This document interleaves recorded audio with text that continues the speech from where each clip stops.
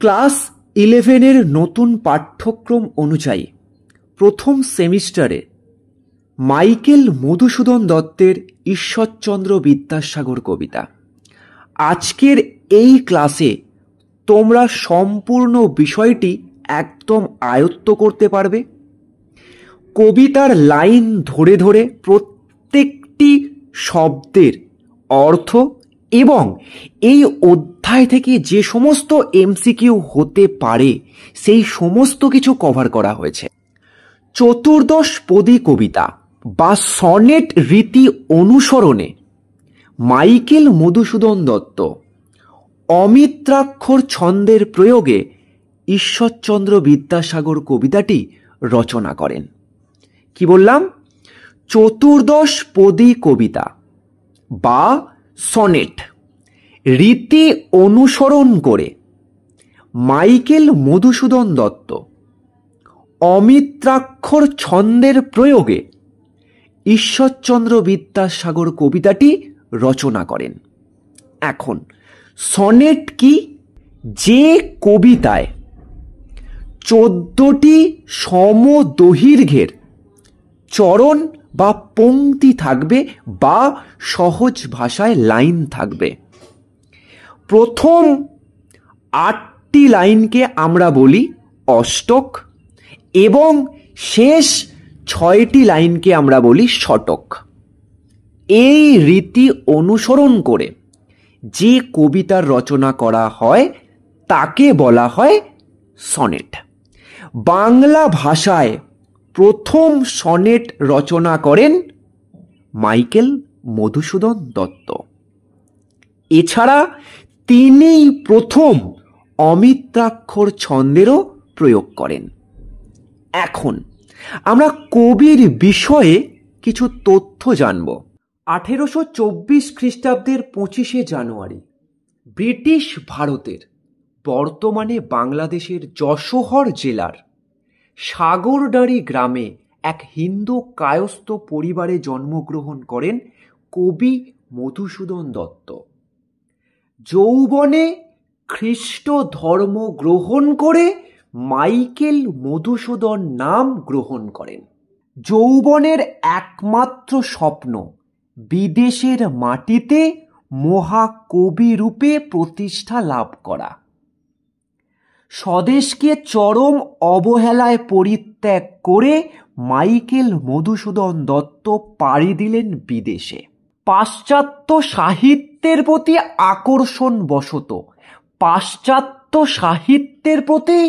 আকর্ষণ বশত ইংরেজি ভাষায় সাহিত্য রচনায় মনোনিবেশ করেন, কিন্তু বিদেশে গিয়ে তিনি খুব একটা সুবিধা করতে পারলেন না। তাই জীবনের দ্বিতীয় পর্বে তিনি নিজ মাতৃভাষার প্রতি মনোযোগ দেন।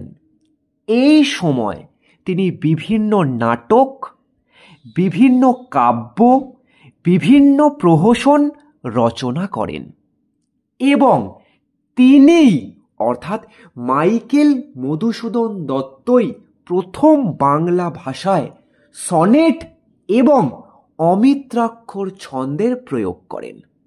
অর্থাৎ সনেট এবং অমিত্রাক্ষর ছন্দের প্রতিষ্ঠাতা হলেন একদম মাইকেল মধুসূদন দত্ত বাংলা ভাষায়। এটা কিন্তু তোমরা মাথায় রাখবে। এরপর তার সর্বশ্রেষ্ঠ অর্থাৎ মাইকেল মধুসূদন দত্তের সর্বশ্রেষ্ঠ রচনা অমিত্রাক্ষর ছন্দের প্রয়োগে রচিত মেঘনাদ বধ মহাকাব্য। তার সর্বশ্রেষ্ঠ রচনার নাম কি? মেঘনাদ বধ মহাকাব্য। কবি মাইকেল মধুসূদন দত্তের মাতা জাহ্নবী দেবী, পিতা রাজ নারায়ণ দত্ত, এবং তোমরা পাশে থাকা একটুখানি বিষয়গুলোকে নোট করে নেবে যাতে পরীক্ষায় এই অংশ থেকে কোনো প্রশ্ন এলে যেন তোমরা পারো। কবি মাইকেল মধুসূদন দত্তের উল্লেখযোগ্য বাংলা ও ও ইংরেজি রচনা। কবি প্রথম জীবনে ইংরেজি ভাষায় রচনা করেন। দ্য ক্যাপটিভ লেডি ও ভিশন অফ দ্য পাস্ট এই দুটি কাব্যগ্রন্থ। প্রথম জীবনে ইংরেজি ভাষায় রচনা করেন দ্য ক্যাপটিভ লেডি ও ভিশন অফ দ্য পাস্ট এই দুটি কাব্যগ্রন্থ।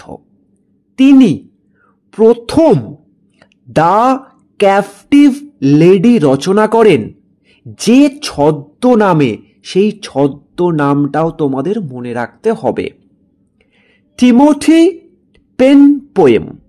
টিমোথি পেন পোয়েম ছদ্মনামে তিনি প্রথম ইংরেজি ভাষায় রচনা করেন দ্য ক্যাপটিভ লেডি কাব্যগ্রন্থ।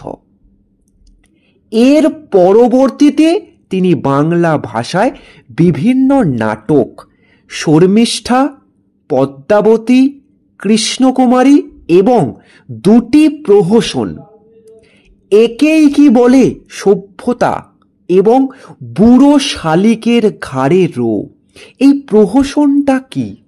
দেখো, তোমরা ক্লাস 10-এ পড়েছিলে ব্যঙ্গচিত্র, অর্থাৎ গগনেন্দ্রনাথ ঠাকুরের ব্যঙ্গচিত্র।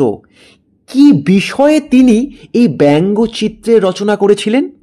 সমাজের বিভিন্ন সম্প্রদায়ের মানুষের যে অত্যাচারিত হচ্ছে তার ব্যঙ্গ বিদ্রূপ সহ একটি চিত্রের তিনি রচনা করেছিলেন। ঠিক সেরকম সমাজের বিভিন্ন সম্প্রদায়ের মানুষ কিভাবে শোষিত হচ্ছে, কিভাবে অত্যাচারিত হচ্ছে, এইভাবেই এর ব্যঙ্গ বিদ্রূপ সহ বা ব্যঙ্গাত্মক যে রচনা তাকেই আমরা বলছি প্রহসন। এছাড়া তিনি ইংরেজি ব্ল্যাঙ্ক ভার্স এর অনুসরণে প্রবর্তন করেছিলেন অমিত্রাক্ষর ছন্দ। এই অমিত্রাক্ষর ছন্দের প্রথম প্রয়োগ ঘটান পদ্মাবতী নাটকে। তাহলে আমাদের প্রশ্ন হতে পারে, তিনি কোন ছদ্মনামে দ্য ক্যাপটিভ লেডি রচনা করেন? Timothy pen poem. ক্লিয়ার হলো। তার প্রথম রচনা কি ইংরেজি ভাষায়? দ্য ক্যাপটিভ লেডি 1849 খ্রিস্টাব্দে। বাংলা ভাষায় প্রথম তার রচনা কি? শর্মিষ্ঠা 1859 খ্রিস্টাব্দে। তিনি প্রথম অমিত্রাক্ষর ছন্দের প্রয়োগ কোন নাটকে করেন? পদ্মাবতী নাটকে। ক্লিয়ার। অমিত্রাক্ষর ছন্দেই রচিত হয় তিলোত্তমা সম্ভব কাব্য, এরপর গীতিকাব্য ব্রজাঙ্গনা, তারপর রয়েছে তার সর্বশ্রেষ্ঠ কালজয়ী সৃষ্টি মেঘনাদ বধ মহাকাব্য। এছাড়া পত্র কাব্যরূপে নজির সৃষ্টি করে বীরাঙ্গনা কাব্য। এছাড়া তার বিদেশ জীবনের উল্লেখযোগ্য যে সৃষ্টি তা হল সনেট বা চতুর্দশপদী কবিতার সংকলন চতুর্দশপদী কবিতাবলী। এছাড়া তার হেক্টর বধ কাব্যটি একটি অনুবাদ গ্রন্থ। কবি মধুসূদন 1873 খ্রিস্টাব্দের 29 জুন মাত্র 49 বছর বয়সে পরলোক গমন করেন। মাত্র 49 বছর বয়সে পরলোক গমন করেন। এখান থেকে যে প্রশ্নগুলো খুব ইম্পর্টেন্ট, তার ছদ্মনাম টিমোথি পেন পোয়েম, রচনা করেছিলেন দ্য ক্যাপটিভ লেডি 1849 খ্রিস্টাব্দে। বাংলা ভাষায় প্রথম রচনা শর্মিষ্ঠা নাটক 1859 খ্রিস্টাব্দে। দুটি প্রহসনের নাম কি? একেই কি বলে সভ্যতা, বুড়ো শালিকের ঘাড়ে রো। ক্লিয়ার। তার কালজয়ী সৃষ্টি কি? মেঘনাদ বধ মহাকাব্য। পত্র কাব্যটির নাম কি? বীরাঙ্গনা কাব্য। আশা করছি এই সমস্ত প্রশ্নগুলো তোমাদের একদম রেডি। এছাড়া যদি প্রশ্ন আসে চতুর্দশপদী কবিতাবলিতে মোট কতগুলো সনেট রয়েছে, 102টি। 1863 খ্রিস্টাব্দের মাঝামাঝি সময় কবি মাইকেল মধুসূদন দত্ত তখন বিদেশে। প্রবল অর্থ সংকট ও ঋণের দায়ে জর্জরিত। কবি লন্ডন থেকে প্রথমে প্যারিস এবং পরে ফ্রান্সের ভার্সাই নগরীতে যান। এমনকি ঋণের দায়ে তাকে জেলে যাওয়ার উপক্রমও তৈরি হয়। অভাব যখন অসহনীয় হয়ে উঠল, তখন কবি মধুসূদনের একমাত্র আশ্রয়স্থল ঈশ্বরচন্দ্র বিদ্যাসাগর মহাশয়। তিনি তার অবস্থার কথা জানিয়ে সাহায্য প্রার্থনা করে পত্র লিখলেন। খুব সহজেই ঈশ্বরচন্দ্র বিদ্যাসাগর মহাশয়ের সাহায্য মিলল।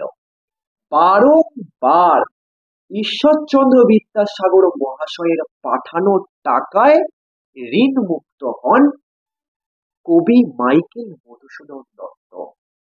এবং আমরা এই কবিতায় তাই প্রত্যেকটি লাইনে ঈশ্বরচন্দ্র বিদ্যাসাগর মহাশয়ের প্রতি মাইকেল মধুসূদন দত্তের শ্রদ্ধা, ভালোবাসা, বিশ্বাসের যে প্রতিচ্ছবি লক্ষ্য করছি, তার কারণ আশা করছি আমরা এই অংশে একদম ক্লিয়ারলি বুঝে গেছি। 1865 খ্রিস্টাব্দে কবি তখন ভার্সাই নগরীতে। রচনা করলেন 102টি সনেট। এই 102টি সনেট একত্রে গ্রন্থাকারে প্রকাশিত হয় 1866 খ্রিস্টাব্দে। নাম হয় চতুর্দশপদী কবিতাবলী।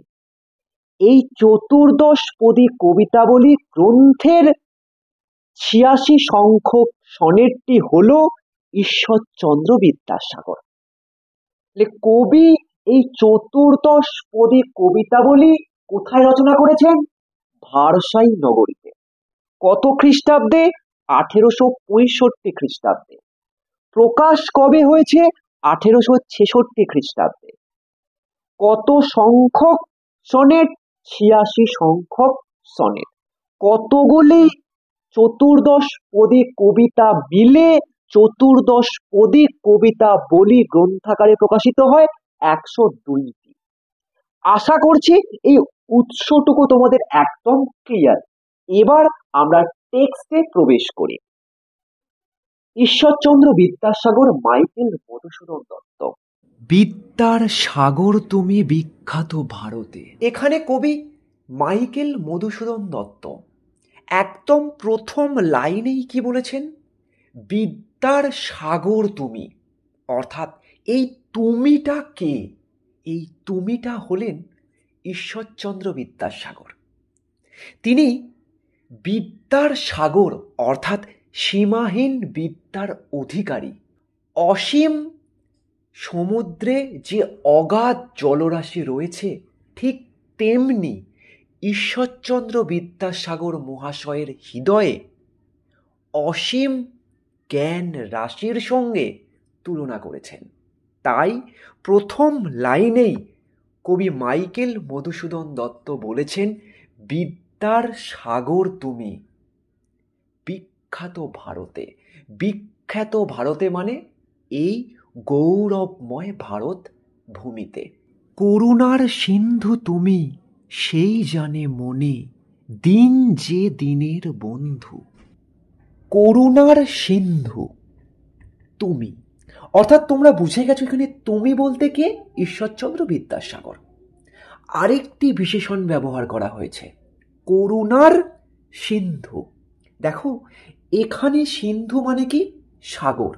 কিন্তু আমরা সকলেই জানি ভারতবর্ষের প্রাচীন সভ্যতা সিন্ধু সভ্যতা। অর্থাৎ সিন্ধু নদের তীরে গড়ে ওঠা যে সভ্যতা, অর্থাৎ সিন্ধু নদের করুণায় এই সিন্ধু সভ্যতার মানুষ তাদের জীবন ও জীবিকা নির্বাহ করত। অর্থাৎ এই সভ্যতার প্রত্যেকটি মানুষ সিন্ধু নদীর কৃতজ্ঞতা ও তার করুণার কথা জানত। এখানেও ঠিক ঈশ্বরচন্দ্র বিদ্যাসাগর মহাশয়ের হৃদয়ে যে শুধুমাত্র জ্ঞান রাশি ছিল তাই নয়, তিনি করুণার সিন্ধু ছিলেন। সিন্ধুর জলরাশির মতো তার হৃদয়েও করুণা বাস করত। এখন করুণা কি? আমরা কখন বলবো যে তার মধ্যে করুণা রয়েছে? যখন কোনো মানুষের হৃদয়ে দয়া, মায়া, মমতা এবং সর্বোপরি মানবিকতা বাস করে, তখন মানুষ অসহায়, দরিদ্র, নিপীড়িত মানুষকে কখনো না করে না। এই না করাটাই করুণা। অর্থাৎ যে সর্বদাই দুঃখী, নিপীড়িত এবং নিরীহ মানুষের পাশে দাঁড়ায়, তার মনে দয়া, মায়া, মমতা ও মানবিকতা বাস করে, যার সংমিশ্রণ করুণা। এখন তারপর কবি কি বলছেন? সেই জানে মনে। এখানে সেই বলতে কে? যারা দিন কারা? যারা দুঃখী, যারা অসহায়, যারা নিপীড়িত, এখানে তাদের দিন বলা হয়েছে। এখানে কবি মাইকেল মধুসূদন দত্ত নিজেও নিজেকে দিন বলেছেন। কেন? তিনি যখন বিদেশে ছিলেন, অর্থের অভাবে যখন পীড়িত, সেই সময় একমাত্র যিনি সাহায্য করেছেন, বারংবার সাহায্য করেছেন, তিনি ঈশ্বরচন্দ্র বিদ্যাসাগর। তাই কবি বলছেন, সেই জানে মনে দিন যে, মানে যে দুঃখী, যে পীড়িত, সে জানে যে ঈশ্বরচন্দ্র বিদ্যাসাগর মহাশয়ের কত গুণ। দিনের বন্ধু অর্থাৎ ঈশ্বরচন্দ্র বিদ্যাসাগর হলেন এই নিপীড়িত, দরিদ্র, দুঃখী, অসহায় মানুষের প্রকৃত বন্ধু। তাই তাকে বলা হয়েছে দিনের বন্ধু। আশা করছি এই দুটি অংশ অর্থাৎ এই দুটি লাইন তোমাদের একদম ক্লিয়ার। এরপর আমরা নেক্সট লাইনে যাব। উজ্জ্বল জগতে হেমাদ্রির হেমকান্তি অম্লান কিরণে। উজ্জ্বল জগতে অর্থাৎ এই জগৎ আলোকিত। উজ্জ্বল জগতে তার মানে কি? এই জগৎ আলোকিত। এখন জগৎ আলোকিত হচ্ছে কার আলোয় বা কার ঝটায়? এখন হেমাদ্রির হেমকান্তি, হেমাদ্রি কথার অর্থ কি? সোনার পর্বত। সোনার পর্বত। হেম কথার অর্থ সোনা, আর অত্রি কথার অর্থ পর্বত। এই সোনার পর্বতের সোনার লাবণ্যের ছটায় এই জগৎ আলোকিত। হেম কান্তি মানে কি? হেম মানে সোনা, আর কান্তি মানে লাবণ্য বা দেহ। এই সোনার পর্বতের সোনার যে দেহ, তার আলোয় আলোকিত এই জগৎ। ক্লিয়ার? অম্লান কথার অর্থ কি? অম্লান কথার অর্থ যে আলো বা যে কিরণ চিরস্থায়ী, কখনো মলিন হবে না, বা অম্লান কথার অর্থ অমলিন, যা চিরস্থায়ী। ক্লিয়ার হলো? এখন কবি এই হেম কান্তি আর হেমাদ্রি কাকে বলেছেন? দেখো, হেমাদ্রি কথার অর্থ কি বললাম? সোনার পর্বত। অর্থাৎ এখানে সোনার পর্বতের সঙ্গে ঈশ্বরচন্দ্র বিদ্যাসাগর মহাশয়কে তুলনা করেছেন।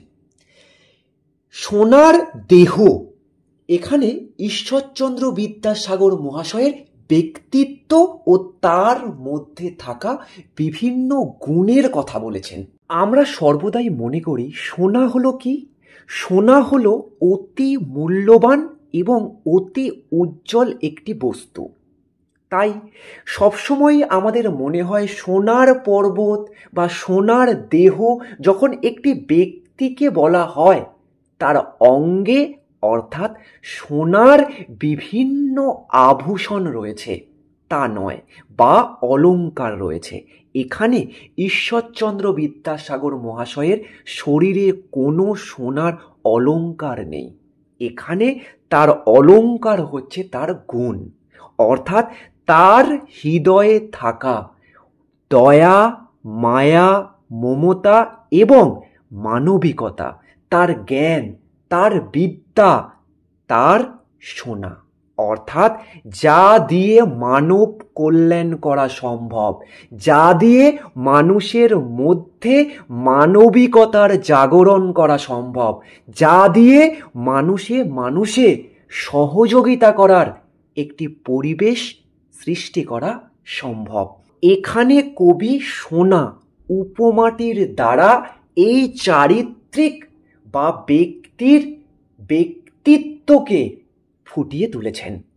কিন্তু ভাগ্য বলে পেয়ে সে মহা পর্বতে, যেজন আশ্রয় লয় সুবর্ণ চরণে, সেই জানে কত গুণ, ধরে কত মতে গিরিশ।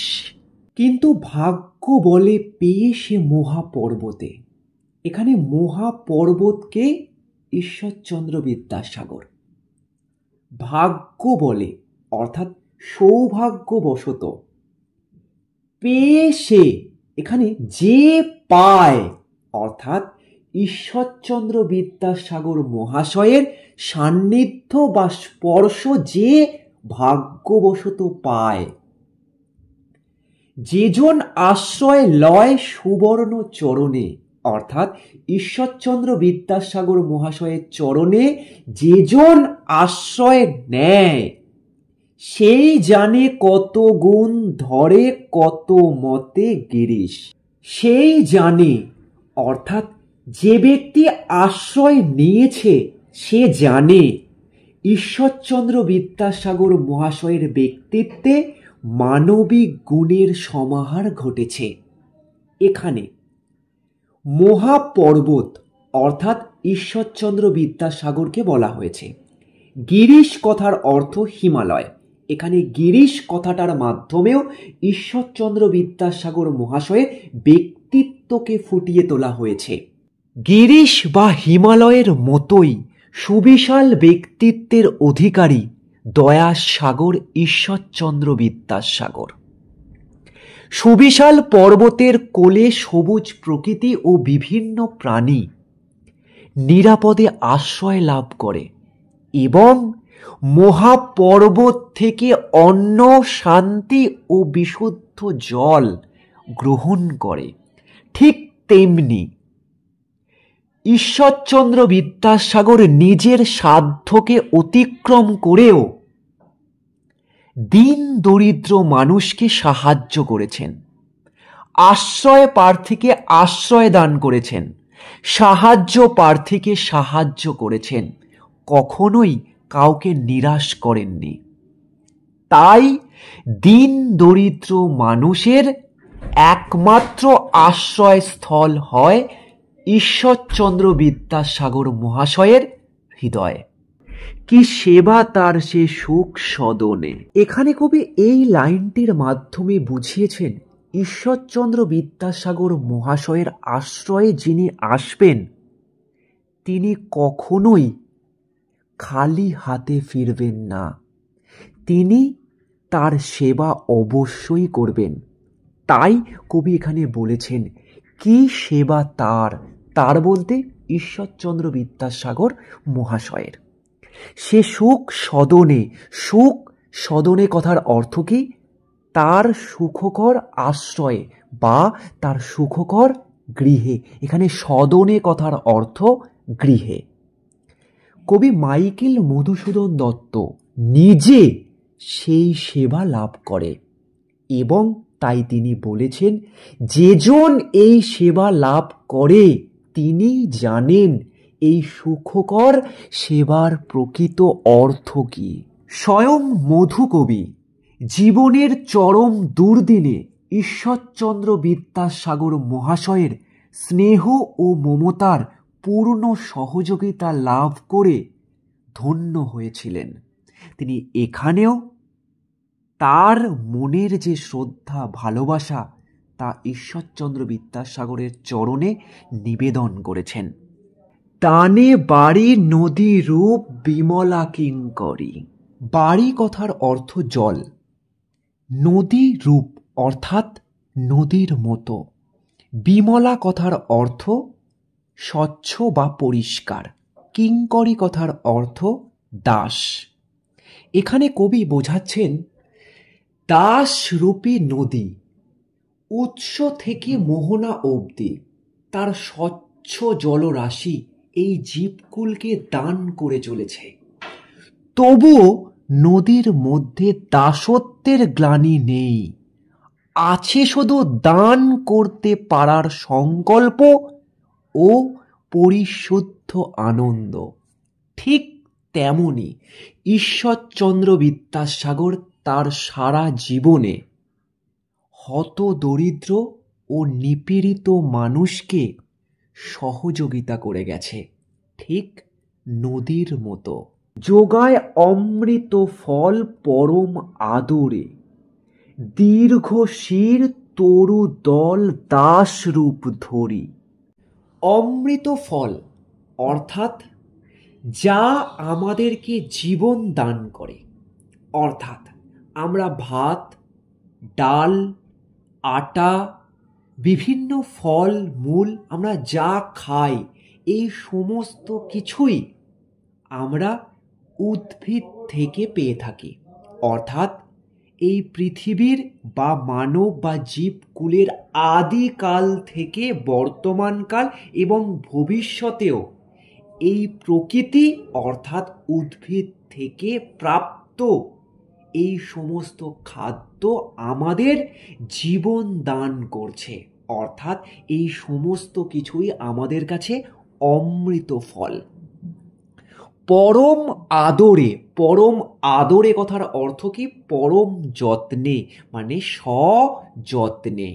তাহলে এই প্রকৃতির মধ্যে বেড়ে ওঠা যে উদ্ভিদ বা যে বৃক্ষ, তা থেকে প্রাপ্ত যে খাদ্য আমরা গ্রহণ করি তা আমাদের কাছে অমৃত ফল, সেগুলি আমাদেরকে জীবন দান করে। এই প্রকৃতি, এই উদ্ভিদ সযত্নে তা আমাদেরকে দান করে বা আমাদেরকে জুগিয়ে চলছে। এরপর কি বলা হয়েছে? দীর্ঘ শির তরু দল দাস রূপ ধরি। এই তরু দল কথার অর্থ কি? বৃক্ষরাজ, অর্থাৎ বৃক্ষরাজ সুউচ্চ দীর্ঘ শির মানে উঁচু উঁচু বৃক্ষ দাস রূপে আমাদেরকে তাদের বিভিন্ন অংশ যা গ্রহণ করে আমরা জীবিত রয়েছি, সেগুলি সযত্নে অমৃত ফল রূপে আমাদেরকে দান করছেন। ঠিক তেমনি ঈশ্বরচন্দ্র বিদ্যাসাগর মহাশয় অমৃত ফল দানকারী বৃক্ষের মতোই কবি মধুসূদনের জীবনে ক্ষুধা তৃষ্ণা নিবারণ করে শান্তির স্পর্শ এনে দিয়েছেন। পরিমলে কথার অর্থ সুগন্ধ, অর্থাৎ বিভিন্ন প্রকারের ফুলের সুগন্ধে 10 দিক ভরে রয়েছে। বিভিন্ন প্রকারের ফুলের সুগন্ধে 10 দিক ভরে রয়েছে।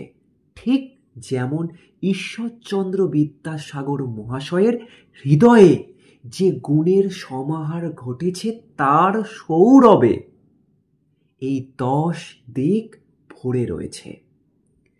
দিবসে অর্থাৎ দিনের বেলায় শীতল শাসী মানে শীতল বাতাস ও ছায়া বনেশ্বরী। বনেশ্বরী কথার অর্থ কি? বনেশ্বরী কথার অর্থ বন বা বনস্পতি। বনস্পতি কাকে বলে? যেখানে অনেক বৃক্ষ বা উদ্ভিদের বসবাস। তারা দিনের বেলায় অর্থাৎ প্রখর সূর্যের কিরণে আমাদের শীতল ছায়া ও শীতল বাতাস প্রদান করে। এরপর কবি বলছেন, নিশায় সুশান্ত নিদ্রা ক্লান্তি দূর করে। নিশায় মানে রাত্রিকালীন অবস্থায় এই বনস্পতি নিশ্চিন্ত নিরাপদ আশ্রয় দান করে এবং বিভিন্ন প্রাণী এখানে শান্ত মনে ঘুমোয় এবং তাদের ক্লান্তি দূর করে। দেখো, নিদ্রা মানে কি? ঘুমোনো। সুশান্ত মানে কি? একদম শান্ত মনে। নিশায় কথার অর্থ কি? রাত্রিকালীন অবস্থায়। ক্লান্তি দূর করে অর্থাৎ এখানে আশ্রয় নিয়ে নিশ্চিন্ত মনে নিরাপদে এই বনস্পতির মধ্যে তারা রাত্রিকালীন অবস্থায় আশ্রয় গ্রহণ করে তাদের ক্লান্তি দূর করে। আলোচ্য কবিতায় কবি মাইকেল মধুসূদন দত্ত সকৃতজ্ঞ শ্রদ্ধা নিবেদন করেছেন ঈশ্বরচন্দ্র বিদ্যাসাগর মহাশয়ের চরণ। এরপর তোমাদের জন্য রয়েছে কিছু গুরুত্বপূর্ণ এমসিকিউ, তার প্রশ্ন এবং উত্তর। তোমরা ঝটপট সেই সমস্ত গুরুত্বপূর্ণ এমসিকিউগুলো একটু দেখে নাও। কবিতাটি কি জাতীয় কবিতা? আমরা জেনেছি এটি সনেট ধর্মী কবিতা। আচ্ছা, এবার বলো তো, এই যে চতুর্দশপদী কবিতা বাংলা ভাষায় প্রথম কে এনেছিলেন? এনেছিলেন কবি মাইকেল মধুসূদন দত্ত। আর কি, এই যে সনেটের কথা আমরা বলছি, যা কিনা মধুসূদন দত্ত প্রথম বাংলায় এনেছিলেন, তিনি এই সনেট ধর্মী কবিতা তিনি কোথায় বসে লিখেছিলেন? ফ্রান্সের ভার্সাই নগরীতে বসে কবি প্রথম এই সনেট ধর্মী কবিতাগুলি লিখেছিলেন। আর কি, এই যে চতুর্দশপদী কবিতা আমি বলেছিলাম কবি অনেক লিখেছেন, সে তার সংখ্যা কটি? তার সংখ্যা 102টি।